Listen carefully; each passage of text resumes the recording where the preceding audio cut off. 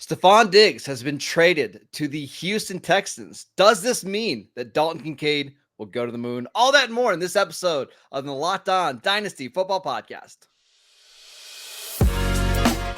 You are Locked On Dynasty Football, part of the Locked On Podcast Network.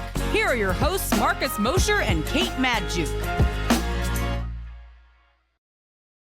Welcome back to the Locked On Dynasty Football Podcast, part of the Locked On Podcast Network, your team every day. We'd like to thank you for making us your first listen of the day. Today's episode is brought to you by FanDuel. Make every moment more. Right now, new customers can get $200 in bonus bets with any winning $5 bet.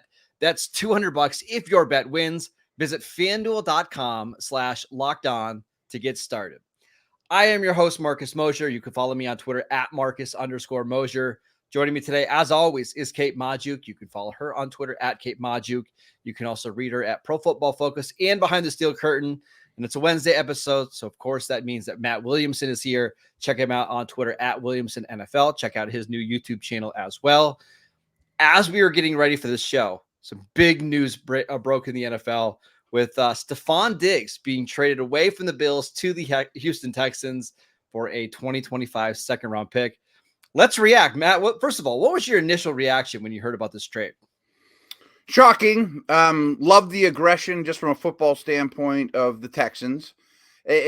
Frankly, I've been studying this quite a bit because I thought there was a chance Diggs might end up in Pittsburgh. I mean, I thought he was on the move. I thought he might be the big shoe to drop for the Steelers opposite Pickens. And I studied him quite a bit. So here's real quick. I just want to talk about what Diggs is as a player to me. I know all the fantasy community is down on him. Boy, he was terrible in the second half of the season. The coordinator change was awful for him. They're throwing the ball to Cook and Kincaid. But when you watch the tape, I don't think he's lost anything. I think he got a little bit unlucky at the end of the year, to be honest with you. Saw a lot of doubles. I think he opened things up for others. And with the two receivers in Houston and the whole firepower they have in general, I think he's going to get a lot more one-on-ones. I think he still has a lot of value. And obviously for our, case here, a lot of people in Buffalo got a spike. I mean, Kincaid's the obvious one. Kate, what do you think?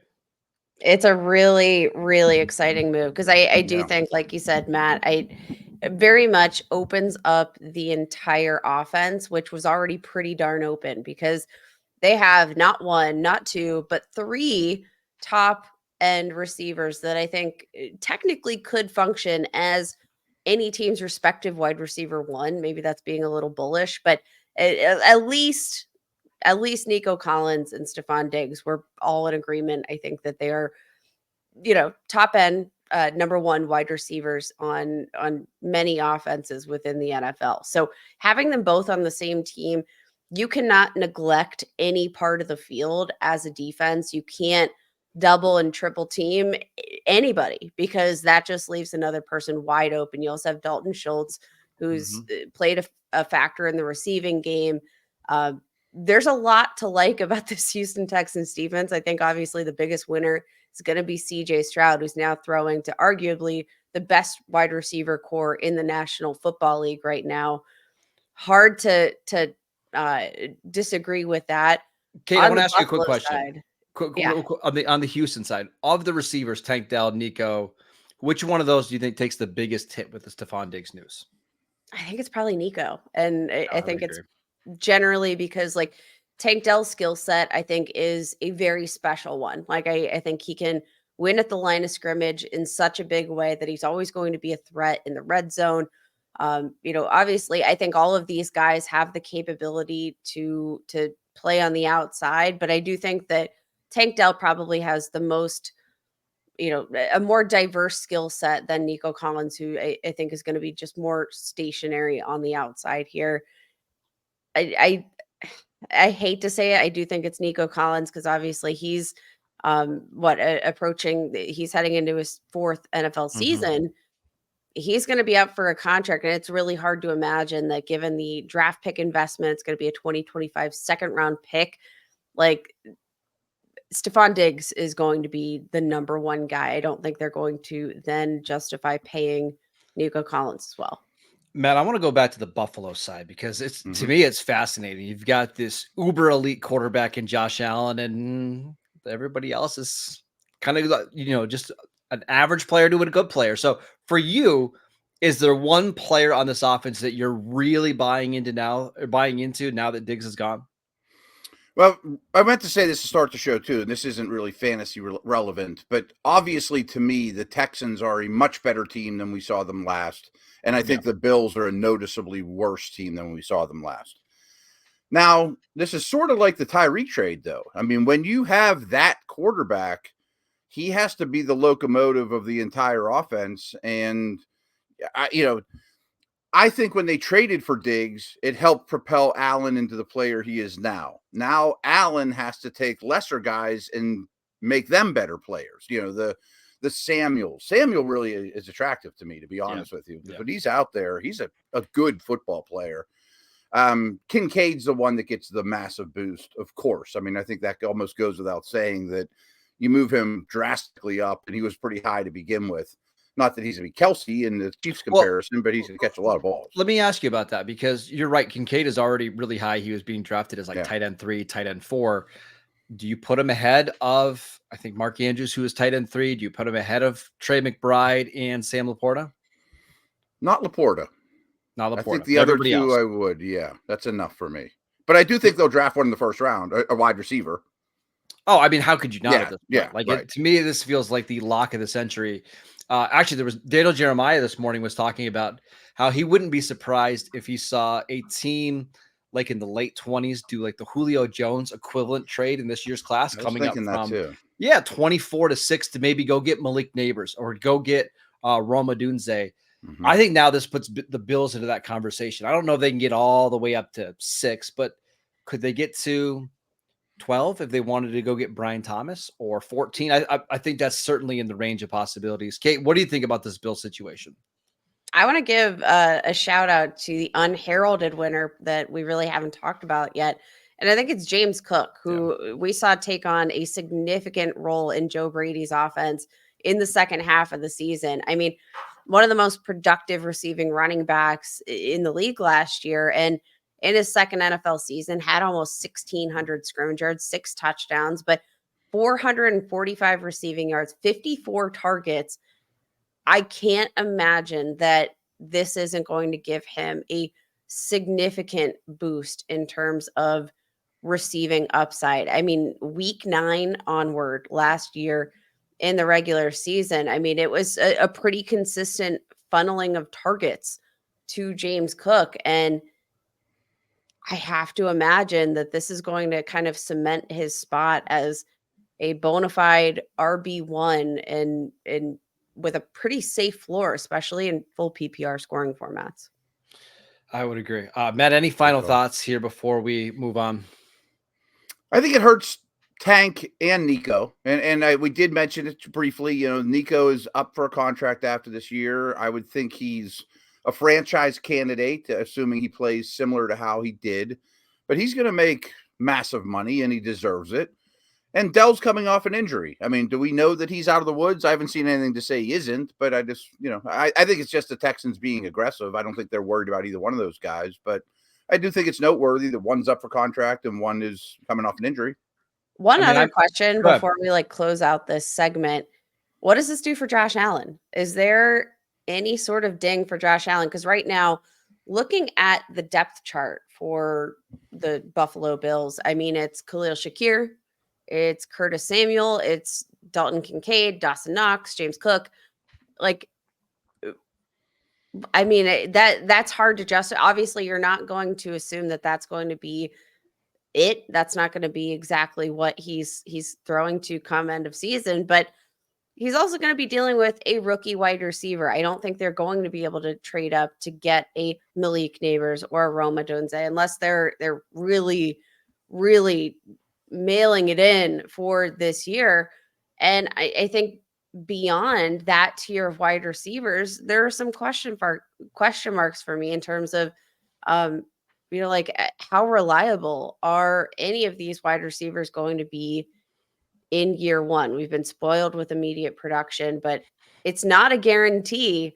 So Josh Allen has been kind of the consensus QB1, QB2, 1A to 1B to Patrick Mahomes. What does this do for his value, if anything? I would look at it this way. If I get an email in the next 24 hours saying someone in my league is shopping Josh Allen, I'm interested. I mean, like if someone thinks if they think his stock fell at all, I'm fine with scooping him up for 99 cents on the dollar. I won't be surprised if this actually helps his dynasty value, because what it could mean is just more running for Josh Allen, right? Like more red zone opportunities, if that's more possible, touchdowns, right? And we know they're going to go out and get a receiver. And maybe it's a year of a little bit of a transition period, but I think they're going to be fine. Josh Allen is too good of a quarterback to see any kind of significant drop off in his dynasty value. Let's transition to talking about some more dynasty receivers, including some updated values on Rashee Rice, Marquise Brown, and Jerry Jeudy. We will get to that next. This episode is brought to you by Gametime. Gametime is now the authorized ticket marketplace of Major League Baseball, which makes getting tickets even faster and easier. Prices on Gametime app actually go down the closer it gets to the first pitch, with killer last-minute deals, all-in prices, views from your seat, and their lowest price guarantee. Gametime takes the guesswork out of buying MLB tickets. Listen, I love their last-minute deals. Save up to 60% off buying last minutes for tickets for sports, comedy, theater, whatever events that you're going to. And you can save even more with exclusive in-app deals on select seats ahead of the game or event. Take the guesswork out of buying tickets with Gametime. Download the Gametime app, create an account, and use promo code LOCKEDONNFL for $20 off your first purchase. Terms apply. Again, create an account, redeem promo code LOCKEDONNFL for $20 off. Download the Gametime app today. Last minute tickets, lowest price guaranteed. Welcome back to the Locked On Dynasty Football Podcast. We want to let you know about Locked On Sports Today. Are you watching Fox Sports or ESPN on your TV all day? Are you having to turn down the volume because of all that shouting? Make the switch to Locked On Sports Today, a free 24/7 sports streaming channel program for you every day to bring you the biggest stories without all that unnecessary screaming. Locked On Sports Today brings you the can't-miss analysis, opinions, and news of the day, streaming 24/7 on YouTube or on the free Amazon Fire TV channels app, part of the Locked On Podcast Network, your team every day. All right, we've got some really good questions about some wide receiver values. Matt, let's start with Rashee Rice, who I've been a big fan of for a while. There was an accident that happened on, I believe it was late Saturday night. And now his future in the NFL is a little in question. What's your takeaway on the whole situation? Well, for our purposes, first off, I don't own Rice anywhere, unfortunately. I was not a huge fan of him coming out of school last year. And frankly, I didn't realize a lot of the tape I was watching, he was running around on a compromised ankle in college. So I think, I misjudged him. I wish I owned him more.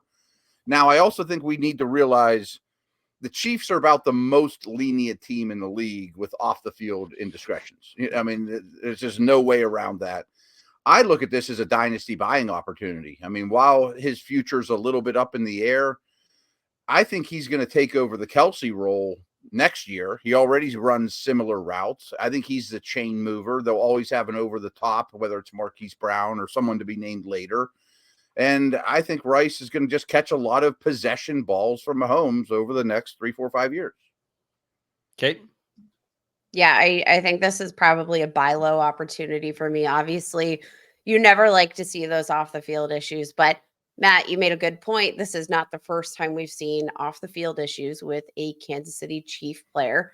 And, they went in, they drafted Tyreek Hill after, some question. Like there's not a ton of evidence, I think, that's going to say that this is going to have any long-term impact, at least based on the information that we have right now, that's going to have a long-term impact on his trajectory in the NFL.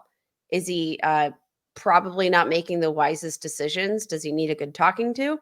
Yes.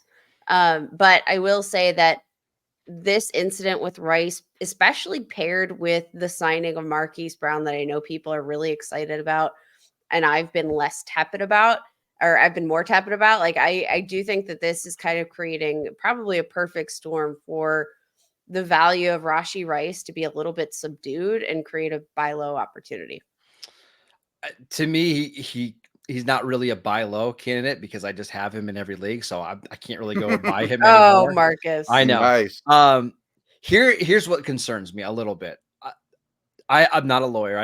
I've got no idea what's going to happen here, but even after this thing came out, we had like a report from Adam Schefter, where the Chiefs felt comfortable with some of his off-field stuff and character concerns coming out of SMU. And this is just another strike against them. And I'm not saying the Chiefs are going to cut him or anything, but I do wonder if they're going to be more aggressive in targeting a receiver, maybe not in the first round, but maybe like in the second round to kind of give themselves some insurance. They did this with Tyreek Hill. When Tyreek Hill was going through some stuff, they drafted McCole Hardman in the second round.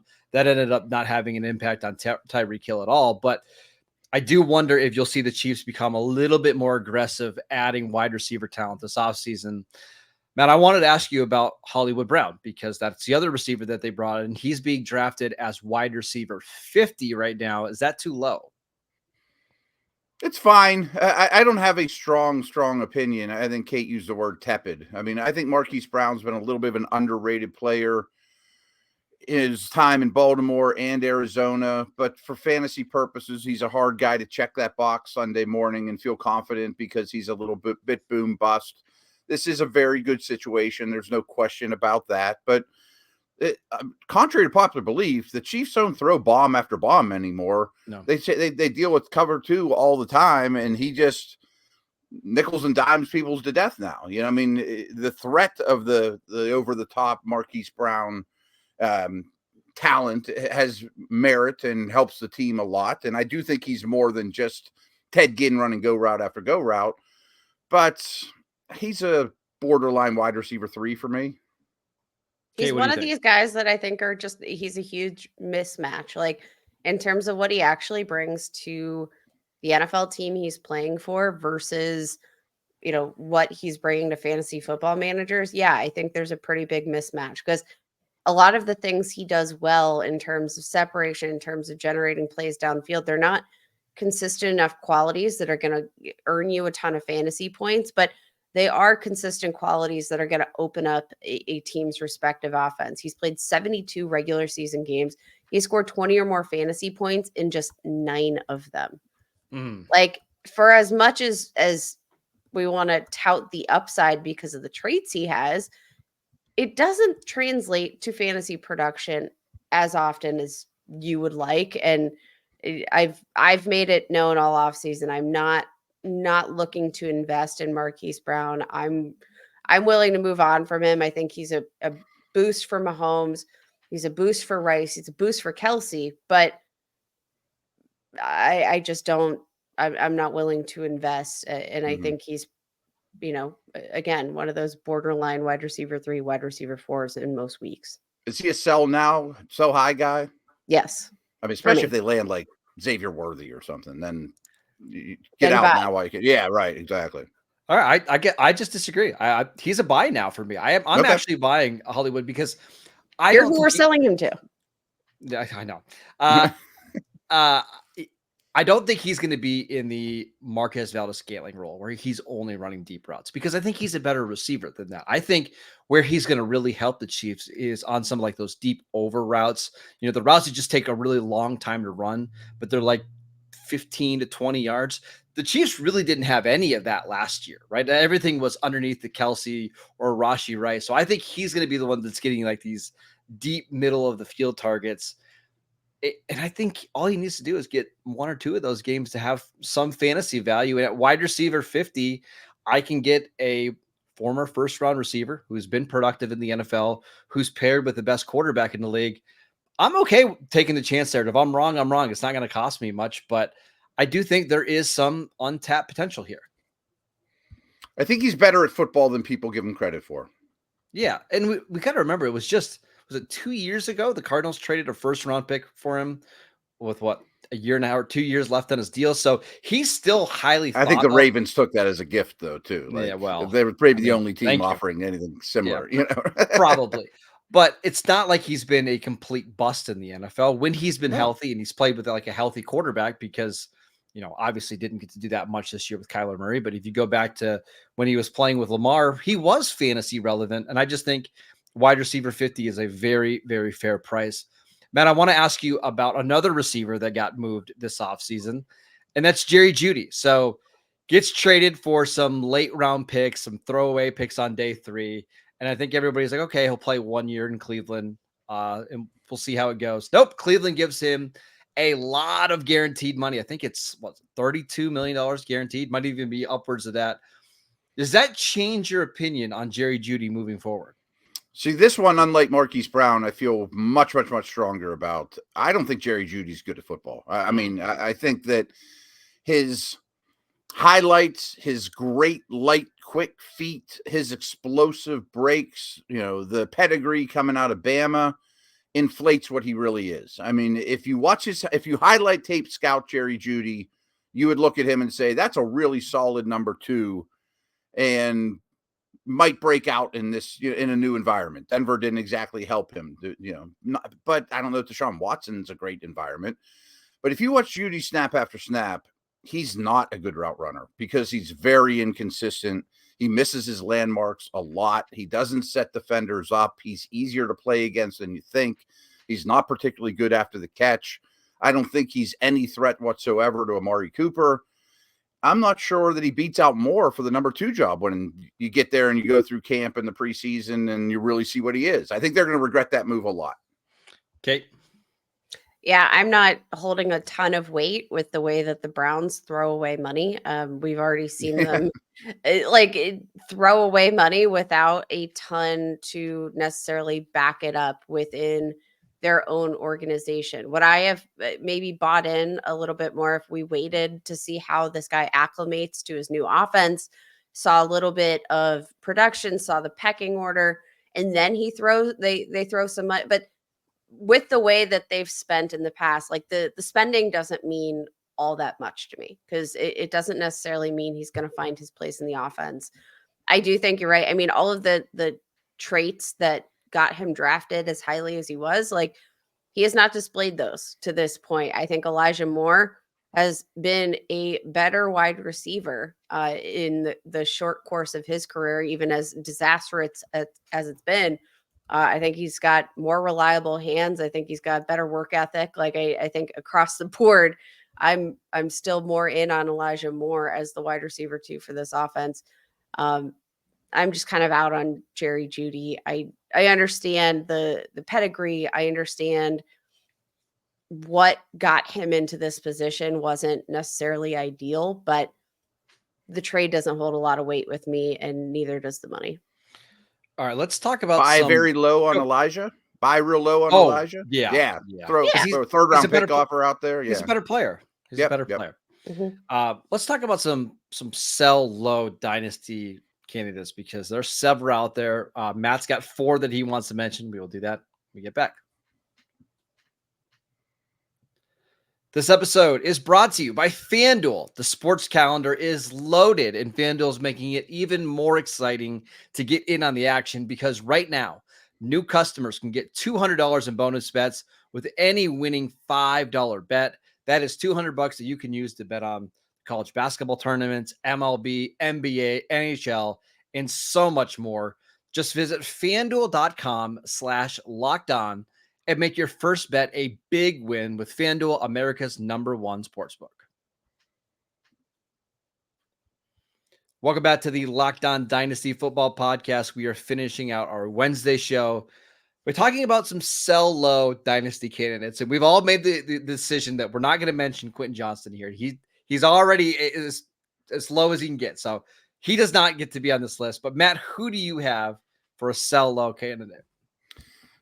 I don't think I'm breaking any huge news here, but I came up with 4 names that maybe we've seen enough after their rookie year to get out while you still can. And my names were 2 running backs, because running backs have to do something now for me, or I think the world passes them by too quick. And that's Miller with New Orleans, who I liked a lot coming out, and Tank in Jacksonville, who I loved coming out. I thought he was going to be a really good player, and 0. I also think Mingo fits that mold, especially after the Deontay Johnson trade. Maybe they still use another resource on receiver. He might turn into Laviska Shenault before you know it. And Quentin Johnston's like the easiest one of all. Yeah. Kate, what about you? I'm actually going to go a different route here. I'm going to go with Saints running back Alvin Kamara. So I'm going the other Saints running back who I can't understand why he's still on a roster. They could spend or they can save a bit of money by releasing him, but he has continually shown decline in terms of his rushing efficiency. I can't get on board. Like a 11th percentile this past season, missed forced tackles per attempt, 14th percentile in yards after contact per attempt. Like he has some juice left as a receiver. Had 75 receptions this past season, which marked a pretty stable route for his career. 87% catch rate. Like efficiency numbers from a receiving standpoint, not too bad, but his declining value as a rusher and the fact that I do think that the Saints need to continue to find some cap space here. I think the writing's on the wall. And if he is not with the New Orleans Saints, I have to imagine that at the age of 29, he might have more trouble finding a home. Like a lot of these running backs that Ezekiel Elliott, like a lot of these veterans that just don't have a place to play football anymore because they're past their prime. Well, Zeke's going to get signed by the Cowboys, so watch Yeah. your mouth, Kate. I'm so excited about that. I can't even tell you.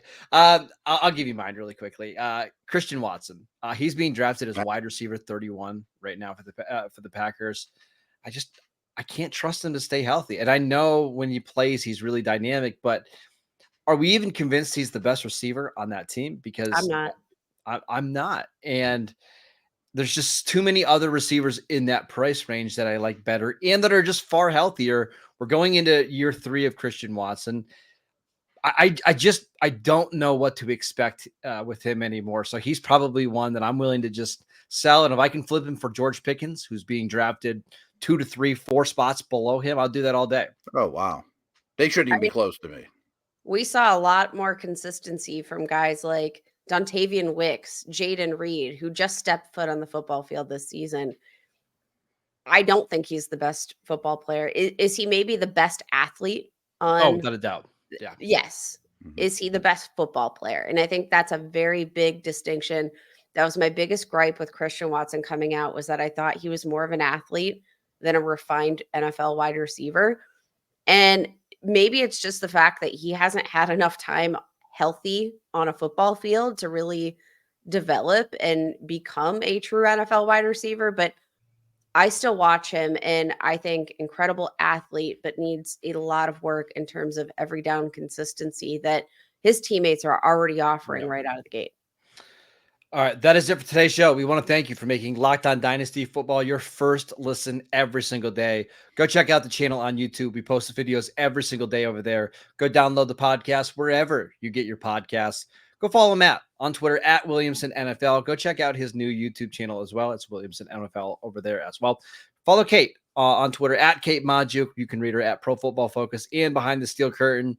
I'm at Marcus_Mosher. And tune in tomorrow when we preview Georgia wide receiver Ladd McConkey in his dynasty value. We'll see you then.